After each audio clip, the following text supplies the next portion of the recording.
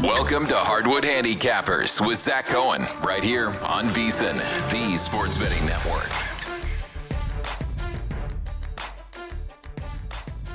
Happy New Year. This is Zachary Cohen, VSiN.com senior editor with another episode of Hardwood Handicappers. Today I'm joined by Jonathan Von Tobel, co-host of Money Moves and Pod to the Futures, one of the best hosts that we have with VSiN, and a guy that I love to talk about the NBA with. JVT, how are you doing today? I don't know about best, but I certainly I'm a high volume shooter for sure, given what I do for the network. So whether it's due to efficiency or maybe I'm just kind of like a chucker off the bench, either way, I appreciate it. Happy New Year, doing well, and looking forward to today's card. It's actually got some sneaky depth to it, even though there's only a few games on it.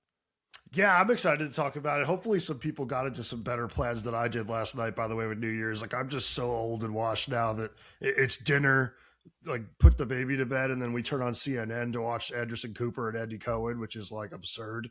But yeah, it's I'm hoping that people did something fun, like stuff that I used to do back when I was, in my prime. But I don't know. What did you get into? Wow, readily admitting you're a lib to your audience. That's crazy. I watched Star Trek Beyond, which is the third of the Chris Pine Star Trek films. I got to tell you really quick. I know we have like a time limit. Are you big on? Do you use Reddit a lot at all?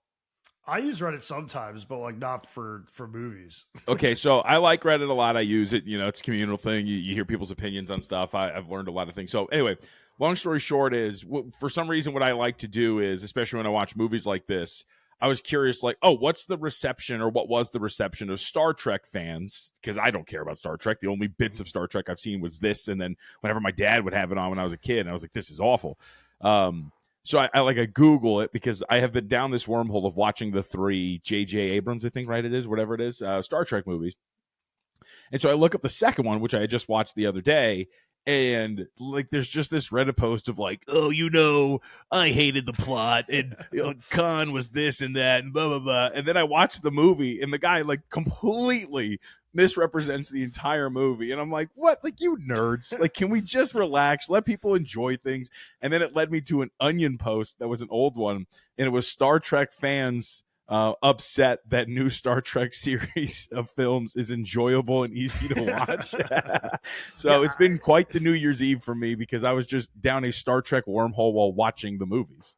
Yeah, I really enjoyed those Star Trek movies. I also like the new Star Wars movies. I think that also old Star Wars fans hated. So I don't know. I'm not the guy to ask about like the keep staying true to the nerds' wishes. So I'm with you. I thought they were fun movies. I don't know. I could just hear that guy's voice, like, I don't know. Their brand of Klingon, the dialect and the accent wasn't really that good. Like, shut up, nerd. Yeah, well, let's move on to Donovan Klingon now. They're not playing. That's a good one.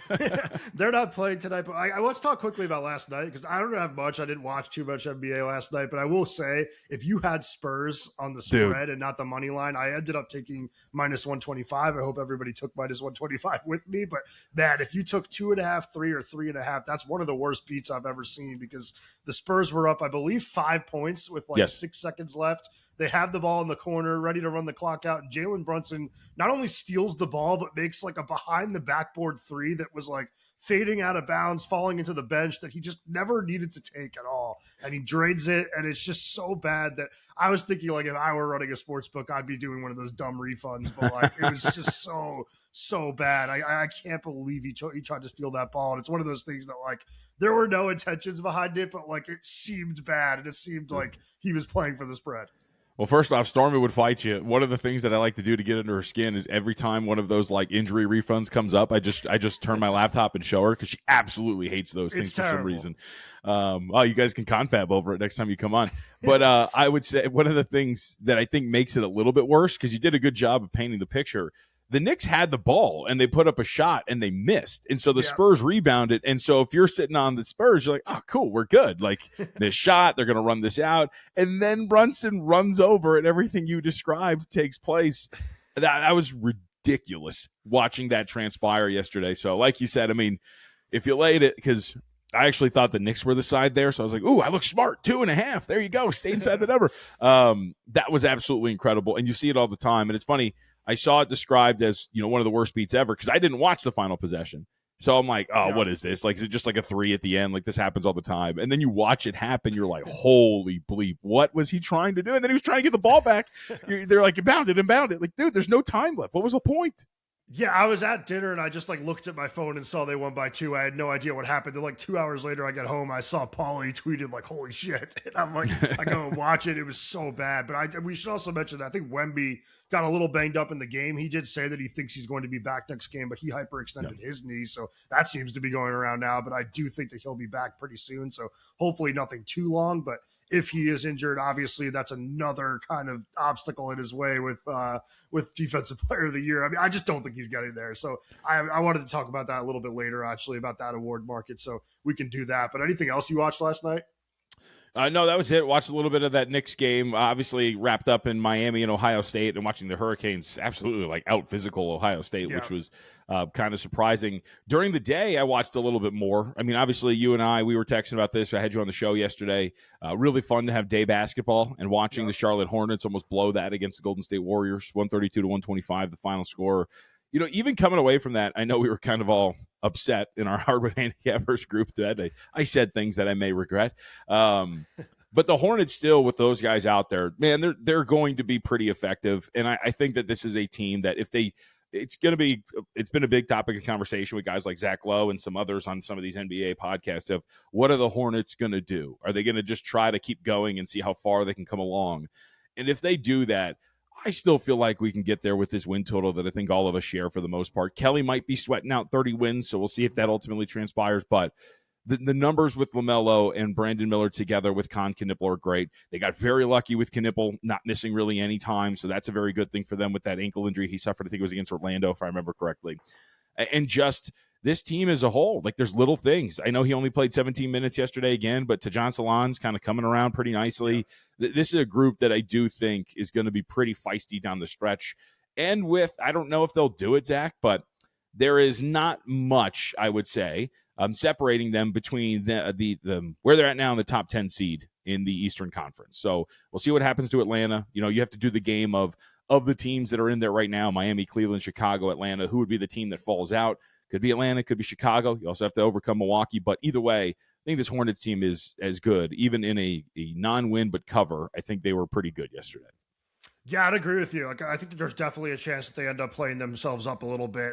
But I will say, like, they are kind of the team that I think if they were to get like Cam Boozer and just slot him into that power forward spot where I think that they have a huge opening, like they really take another leap for me because I do like Kalkbrenner.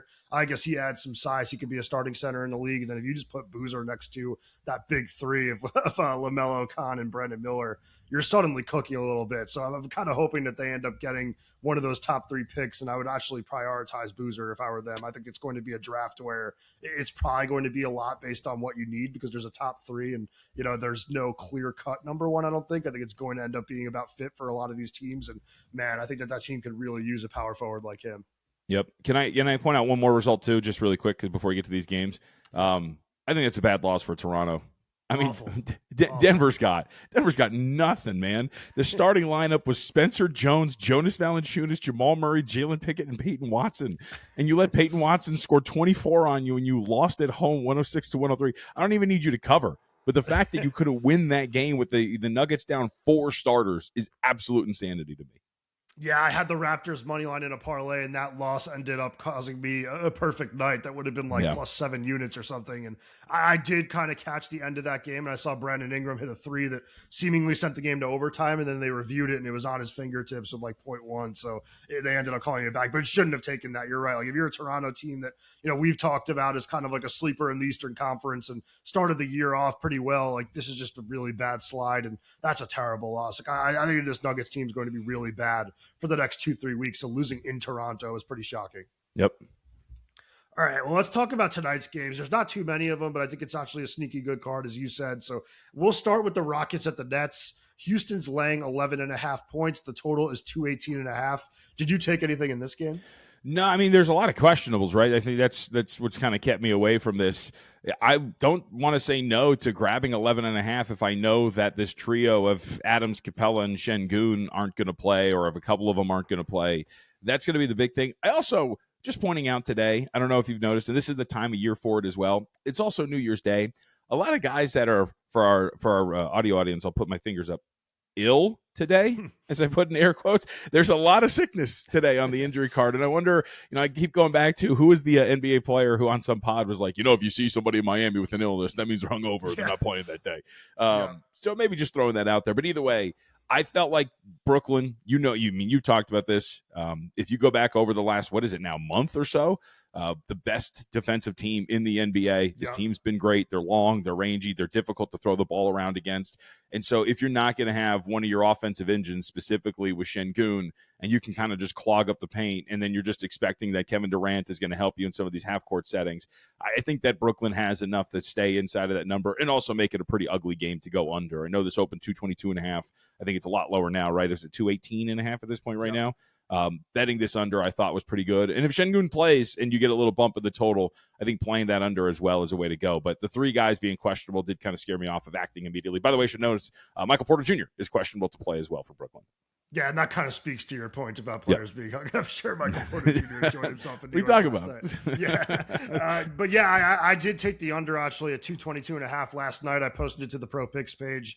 Down at 218.5 now, so a major move. Maybe not one that I'd be comfortable going under on now, but it is a meeting between, like you said, a Nets team that is all of a sudden very, very good defensively. I mean, over the last 15 games, number 2 in the league in defensive rating.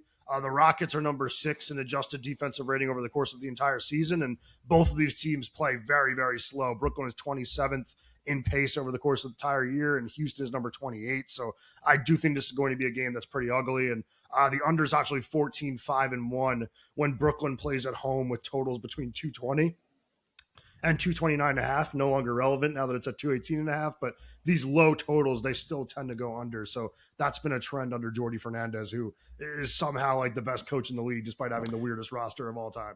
Dude, I wish this will never happen, but we were talking about this in the NFL.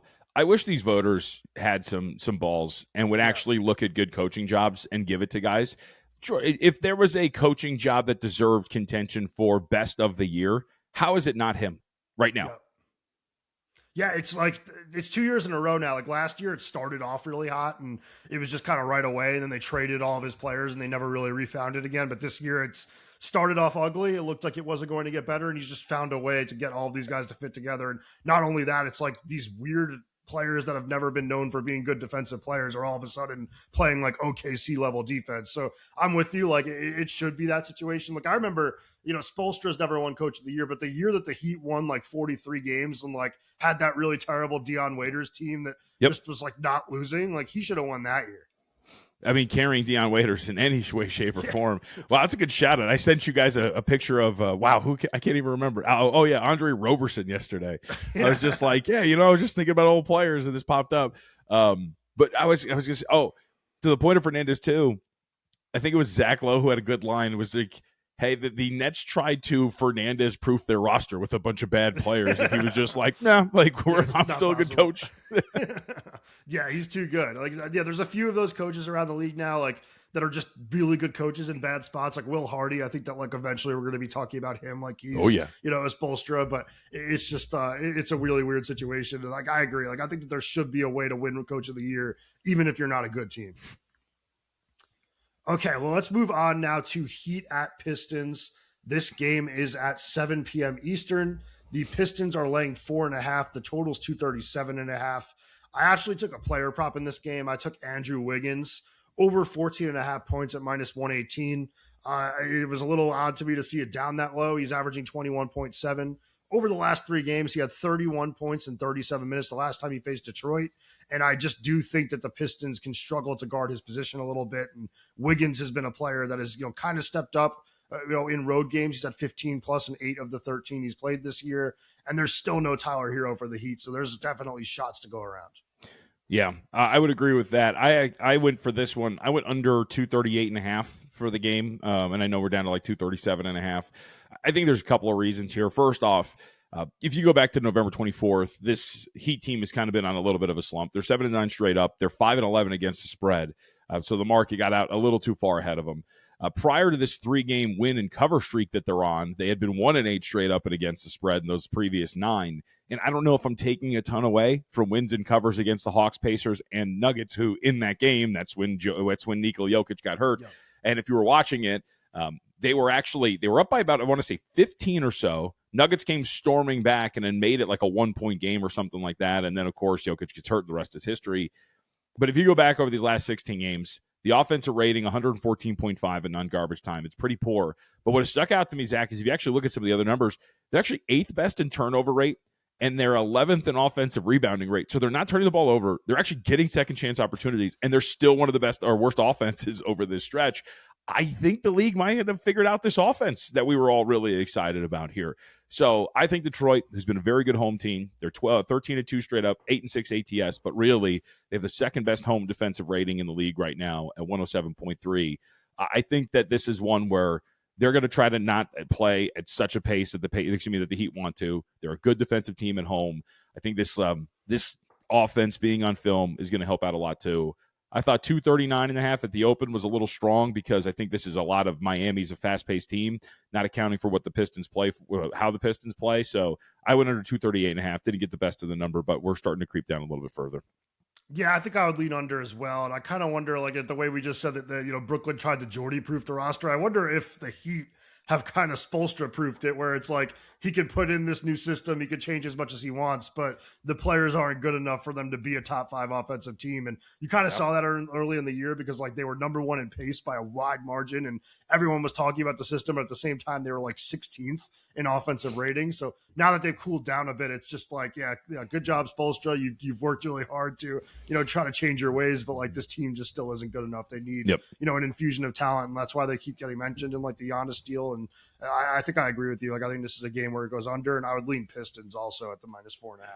Yeah, I would too. I think it's worth noting to your audience, the Pistons haven't really slowed down in terms of winning since November 29th. They're 10-4 straight up, but they are 5-8-1 against the spread. They're only covering by about a point per game. That tells me the market's pretty much caught up with where this team should be rated, maybe a little on the high side. So it's always a little hard when you're watching a team in that stretch kind of deal with it. Being kind of almost perfectly priced, but I do think that this team is going to be the side for me. And I think the market said, are we at 5? I think the market kind of headed in that direction a little bit too, right? 4.5. Yeah. They are coming back also from like a 5-game road trip and like 7 road games in 8 nights. So maybe they'll be fired up to be home. And no, that's the old school handicapping angle. That's, you got to take care of your broads and pay the bills, and you're coming back home after a long road trip. Yeah, Cade Cunningham's got to take care of his broad. Yeah, that's right. These women, they don't know how to pay bills, so we got to take care of it. Those sort of things. Yeah. Oh man, now I'm reading Miami. No. For those who maybe have not heard me do that joke before, that's an old school handicapping angle. Like, especially in baseball, when you'd go on these long road trips, old school handicappers would be like, you got to go home and take care of the wife. The first day back's always difficult. Like, I heard it so many times. All right, well, start the new year off as a better with the VSiN Pro subscription. This is the final week to save 50% off the regular monthly price with our holiday special. Sign up now and get VSiN Pro access through May 1st for just $79, including daily best bets, real-time betting splits from DraftKings and Circa, AI-powered prop tools, and 24/7 video on the VSiN Watch app, covering everything from the college football playoffs and NFL playoffs to March Madness and the Masters.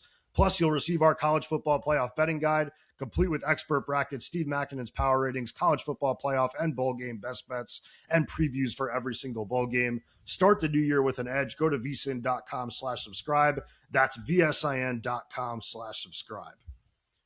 Let's move on now to 76ers at Mavericks. This is probably the best game of the night. It's definitely the game with the closest point spread, so it'll be one that I'm going to be watching. But the Sixers are laying 2.5 points. The total is 230.5. Do you have anything in this one?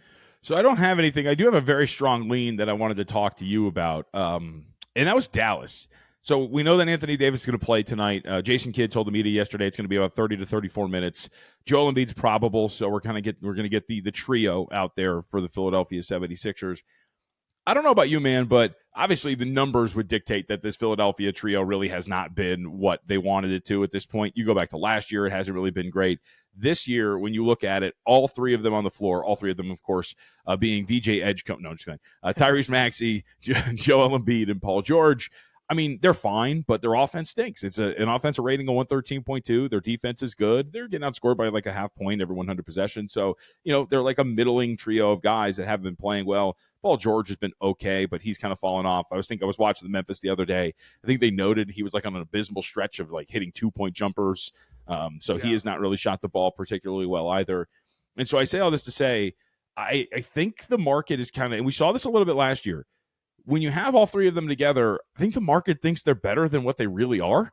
And the reality is like they're still really kind of working things out. And I actually don't think all three of them are kind of a good fit.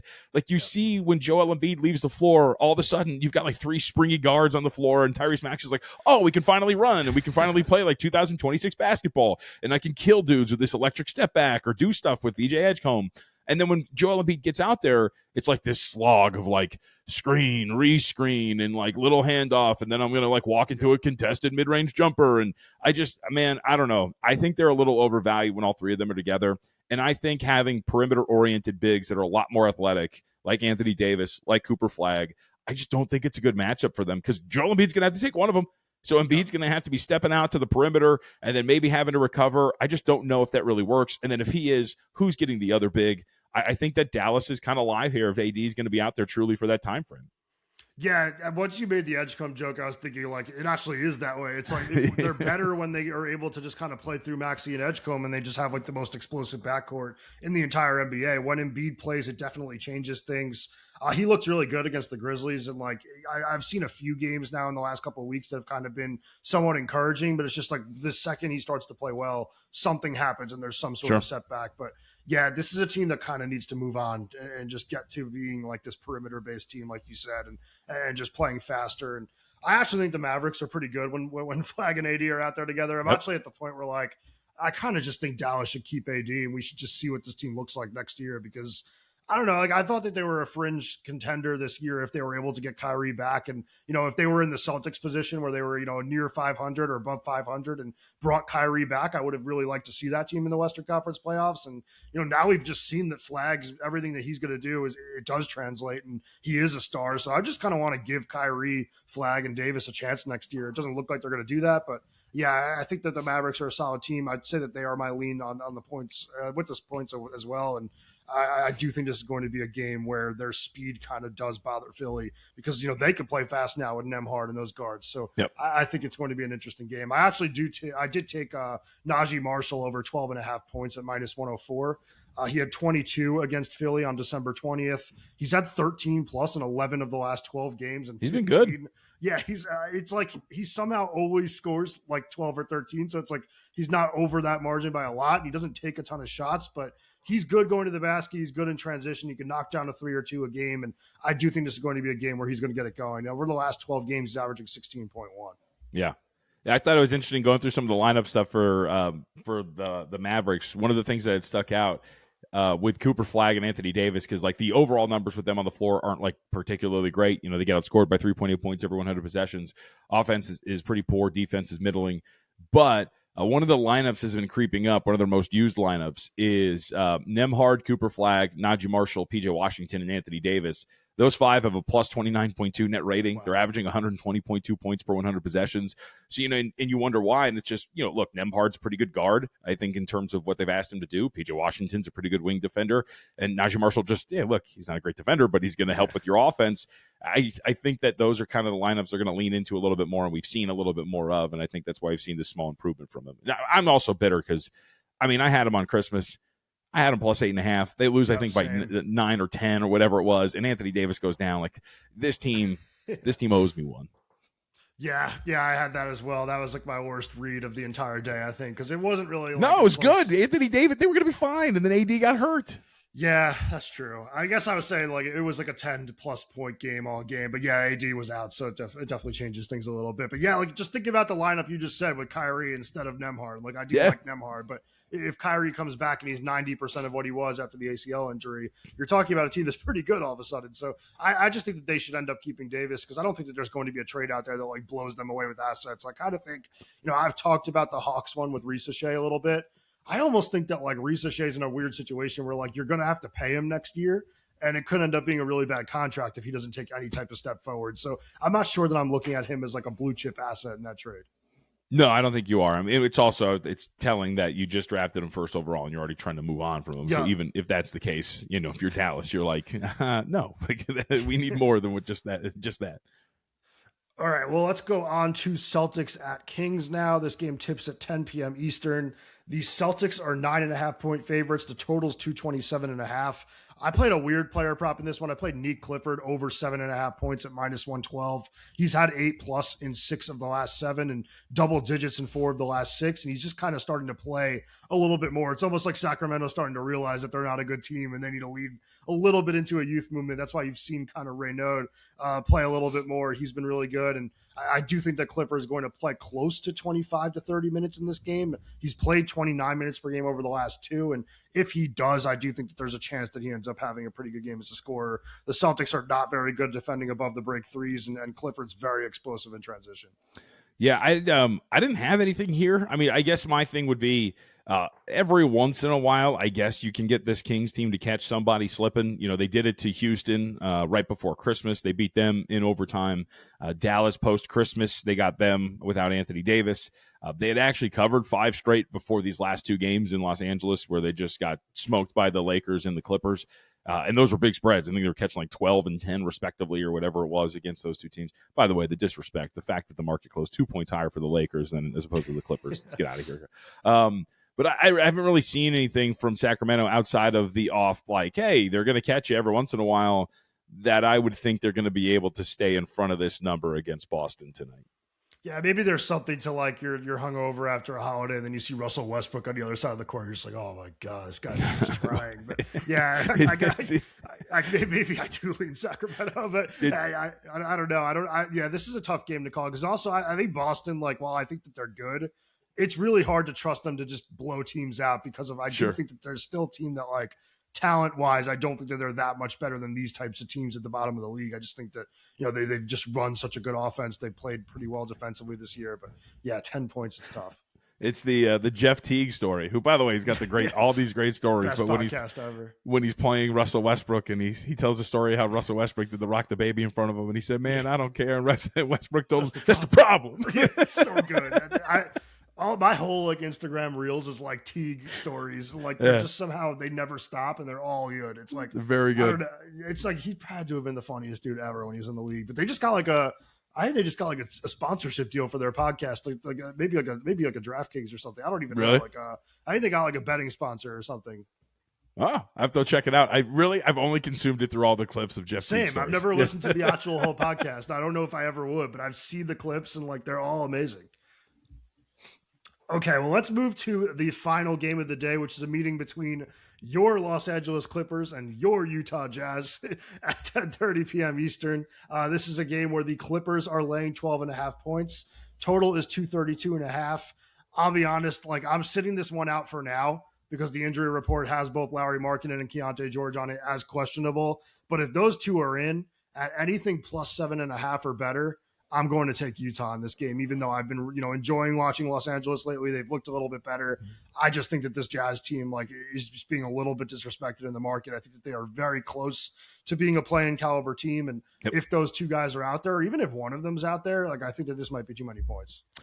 Yeah, I would tend to agree. Like you said, we want Markkanen, we want George. I also think, there's clearly an unsustainability to the way the Clippers have been playing these last 5 games. I think they're better than what they've shown. I think all of us with half a brain who's watched basketball know that they're better than they're shown.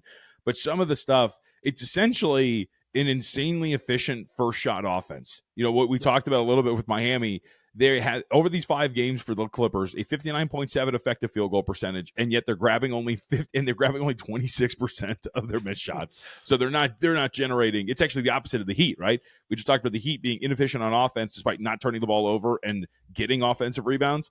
The Clippers have been highly efficient despite not getting offensive rebounds and second chance opportunities. They're taking a lot of their shots from deep and they're hitting them, and I do think there's something to it. This is not they're better without Zubac. But these new offenses, and I'll be very curious to see what this looks like when he gets back out there, they're just spreading the floor out more. They've got the shooting big out there now, and that's really spacing things out. It's allowing Kawhi Leonard to work in the sweet spot that he likes in that mid-range area. It's allowing him to do a lot of stuff. Harden is more comfortable getting to the basket as well. And of course, it's just Kawhi. Over these last 5 games, 37 points, 8.4 rebounds, 4 assists on 52% shooting and 46% from 3. He scored 30-plus in 4 of 5 games. His usage rate has gone up. First 17 games, 29.2% of possessions. These last 5, 36.1%. All of these are things that you look at and go, is it sustainable? And Utah, like we've talked about a ton, they're a very good team, man, especially Keontae George and Lauri Markkanen together, a 120.3 offensive rating. They're only getting outscored by 1.2 points every 100 possessions with those two out there. I'm with you. It's a good scheduling spot for the Clippers. We should note that. They're in the midst of a home stretch, and they've been at home since Friday and coming off a day of rest. But I think overall, Utah's done enough to prove to me here that in these spots catching big numbers, I kind of am starting to really believe in that duo if they're going to be out there. Yeah, I mean, Kawhi's just gone scorched earth over the last couple of weeks and looks really, really good. Like really athletic and quick, just kind of like everything he wasn't to start the year. Like, obviously, that usually means that something bad is coming along the way. Sure. Hopefully, I'm wrong, but like that's just always the way it feels with him. But yeah, I do think this is a game where I lean Jazz just because of the amount of points that they're getting, and I do think that they're just a good team now. Like how quickly it's flipped from like they need to trade Lauri Markkanen to like they could build something around George and Markkanen if they just do it right. It's pretty amazing.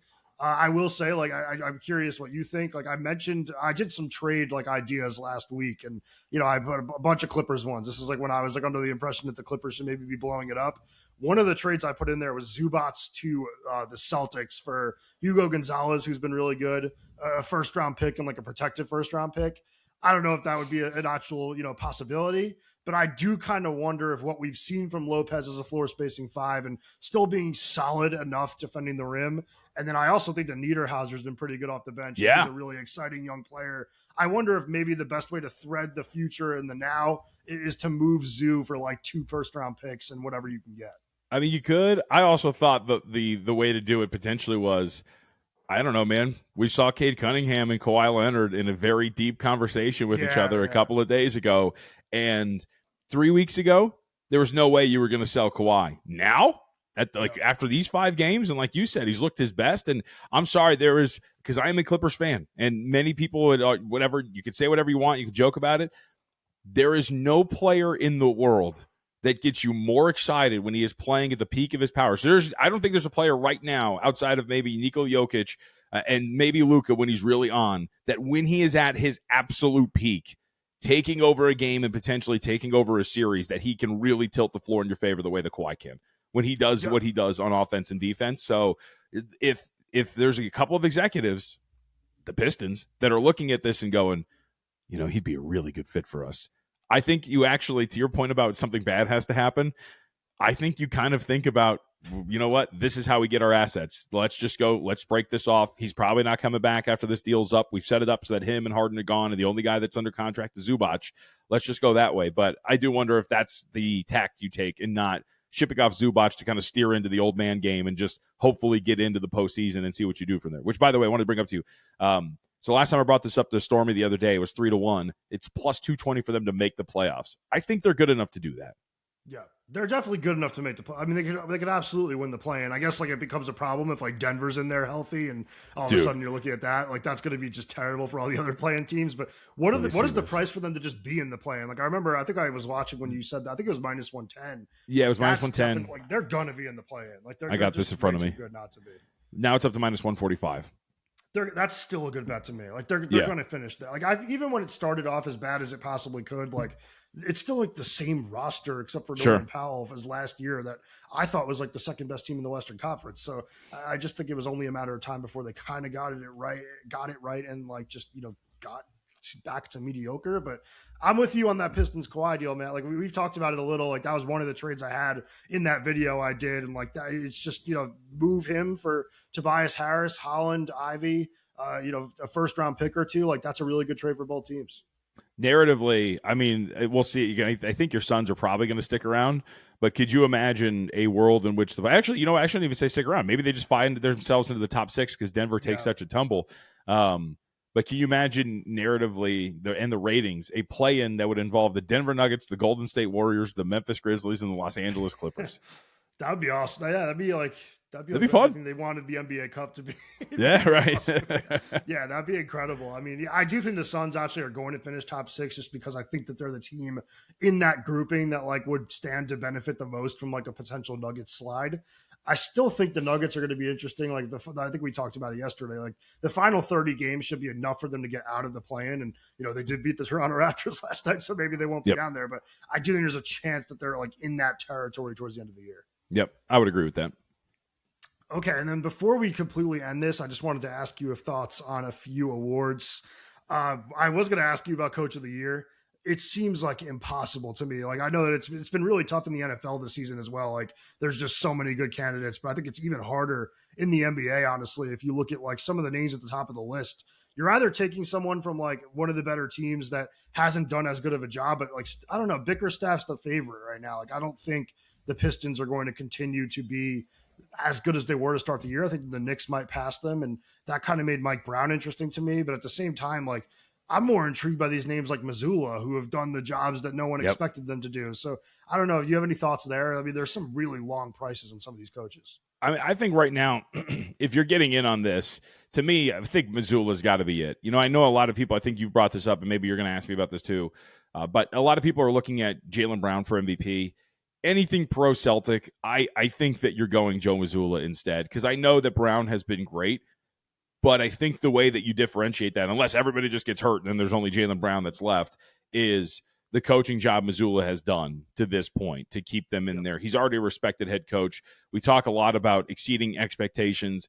It's not like this is a team that was expected to win the 50-plus games and then they're going to win those and that's going to be fine. No, this was expected to be a gap year. And I also think, I don't know if this entirely helps, the team that was just in the NBA Finals also thought it was going to be a gap year, and they have just fallen tremendously down the standings in the Indiana Pacers.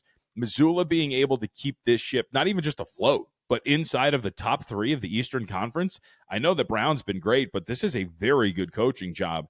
If they finish inside of the top three, hell, even inside of the top two in the Eastern Conference, which is perfectly plausible, at 11-1, I would think that he is right up there with these guys to get this done. Yeah, that's kind of why I brought it up. I think that Missoula is a really good look. I think that Ott is a really good candidate if the Suns do finish top six, but it's a really weird market. Yeah, by the way, I don't think Jaylen Brown's a good bet to win MVP. I was just kind of, it's like this. It's like if people are going to just be throwing darts hoping that SGA gets injured, I don't think he's that far off from a Brunson. So like that's kind of where I was at with the Jaylen Brown one, but it's going to be SGA as long as he just avoids that injury. But yeah, I think that Missoula is going to be a really, strong, contender in this race. And like looking at the odds board, like it just makes me angry. Like, why is Quinn Snyder still? I'm so soured on Quinn Snyder. The team is so bad. Why is he 12th? I don't know. I mean, I'm with you. I don't understand the way that that's gone and why this is priced the way that it is. I mean, to be honest with you, and it's funny how I was laughing about this the other day with on our show with Stormy was how much the entire collective has soured on JJ Redick like so quickly and the Los Angeles Lakers. Now all of a sudden Luka Doncic is still like a little bit chubby and complaining about refs and sitting on the floor while everything goes the other direction, and like that thing is just from a at least vibe standpoint completely falling apart. Redick was one time did he reach favorite status? I think he did, didn't he? At one point during their first like 12 games. There, Okay. But I'm with you. Like guys like that, they're up there for name value, and that's about it. You got to look at these guys and see what they're doing, and I think Missoula's got the respect enough to do it. Yeah, so I guess like the long-winded, like I would throw in a play on like Ott and Missoula and just hope for the best here. Like I did say Mike Brown a couple of weeks ago at 50-1. Like he was 50-1 for like a few hours after the Knicks won the NBA Cup, which was insane. Yeah. Like I think he's done as good of a job as anybody because that team is like. He's found a way to like plug and play guys that I've never even heard of, like Diawara and these guys. Like Kolek has turned into a really good player off the bench, and this is really just him doing everything that Thibodeau didn't last year and like doing it really well. So he's kind of done exactly what everybody was hoping he would do, and I do think that there's a chance that he ends up winning because of that. We should also note, too, I mean, Mitch Johnson does have a very strong candidacy, especially the way that they played in the non-Wemby games. Like, that's a pretty strong case to be made here. I thought he was going to slip from the standings, and I thought that meant that he was going to slip for the coach of the year, and that has not been the case. Yeah. By the way, the Lakers thing, it's like, not to get too far off topic, Redick just should have taken a job that like allowed him to ease into coaching. I remember he had the Hornets job if he wanted it and he didn't take it. That would have been a better job for him. It's just impossible to manage these egos. Like I feel almost bad for him because people are now questioning his ability to lead a locker room, but it's hard to do it with Luka and LeBron. It is, but he also dude, like these are professionals. The whole I'm going to make fun, like I'm going to be mad in press conferences and say that this is unacceptable. Yeah. And then on Saturday, the day that you said practice was going to be hell, one of your players, DeAndre Ayton, is asked, was it an uncomfortable practice? And he scoffed and said, you guys bought into that? Those are things that you can't do. You cannot sit there and have different standards for some of your better players and not for the others. And you just get punked all the time. And I think that's what's been happening here too. Like he was trying to be buddies with LeBron with the podcast, and they brought him in to be the coach. And then he realized, like, oh, LeBron doesn't actually respect me enough to actually let me be coach. And now you're in this weird situation where now you have Luka, who's going to do the same thing. Like, I'm with you. You could have been a coach with Charlotte. You could have been the dude that yells at these guys. You could have been the dude that chastises them in press conferences, because they would have no choice but to respect you. And instead, you went to L.A. with LeBron, who had, obviously, as a contemporary, was much better than you, and Luka Doncic, who's an absolute, I mean, I'll say it, he's kind of an a-hole to work with, it seems like. Yeah. That's a terrible situation on top of the branding and the stupid expectations. Yeah, and it's funny because I really think he's a great X's and O's coach, and like I kind of do like his demeanor overall. It's just he can't get it done with the stars. Like you just said it. You can't coach them the same way you coach the others. And by the way, DeAndre Ayton has derailed a team before. He was like right. The main instigator with like what blew up the Suns. So it was not good to hear those comments coming from him. I was amazed he said that. Yeah. Okay, and then the last one I wanted to bring up, and I know that you've talked about it, which is why I wanted to do it. Rudy Gobert 25-1 to win Defensive Player of the Year. The numbers are starting to look even better because he's sixth amongst qualified players in defensive EPM, and he's the only one of those 6 players that plays more than 30 minutes per game. And I just kind of think there's still a chance that those Thunder players kind of steal awards from each other, steal votes from each other in this market specifically. And I just really think that we're getting to that territory where it's not going to be Wemby because he's not going to play 65 games. And I don't get why it's Chet as the favorite. Like, nothing about the stats say he should be. It was just kind of like a placeholder once Wemby got injured. And I mean, the stats say it's Hartenstein that drives that. Yes, yeah. I have a play on Hartenstein at 150-1, but like I just don't think he's going to win. I don't think that like any Thunder player can win just because there's too many of them that are good. There's like 6 players on the Thunder in the top 10 in EPM defensively. Yep. Yeah, so I've got Rudy. I went to go check on my app. So I've got Rudy Gobert at 50-1. That was placed back in like I think November when this first went down or whatever it is. Dude, I mean, we said it then, we'll say it again. The on-court, off-court splits with him out there versus not is absolute insanity. And I don't want to open up old wounds, but I will just say that the summer of the spring of Wemby and the Defensive Player of the Year, you all look like effing idiots when you were trying to make the case that Naz Reid was a better defender than Rudy Gobert. They're absolute morons, and I hope all of them are embarrassed. None of them will ever admit it. By the way, I still give Mitch crap for it on our pod, so like, don't worry, I give it to him. But he is so very clearly making them better defensively with his ability to interrupt shots, protect the rim, do all this sort of stuff. The on-court, off-court splits are amazing. He's keeping them afloat there. The non-Gobert minutes are a nightmare on defense. This is something where we're live. He is respected. You're seeing it now. He's still playing. You thought he was washed because he was bald, but no. I was just going to say, like, I've come around on the bald head, too. Once you see him playing a little bit better, it looks a little bit better. So, yeah, I'm fine with that, too. I mean, but at the end of the day, like, we're live here because I'm with you. I think the other candidates will start to dissipate a little bit here. Sorry. I'm saying this right now, too. If these mother effers start to make another stupid late season push for Draymond Green to win Defensive Player of the Year, I might go psycho because it's not. They're falling apart. That team's a nightmare as well. He can't stay on the bench because he's throwing hissy fits all over the place. I think we talk about some of these awards. We're in pretty good position with Keontae George, and I think if you got in on Gobert when we first brought this up at 50-1, we're starting to see that path carve out that he can win this thing for sure.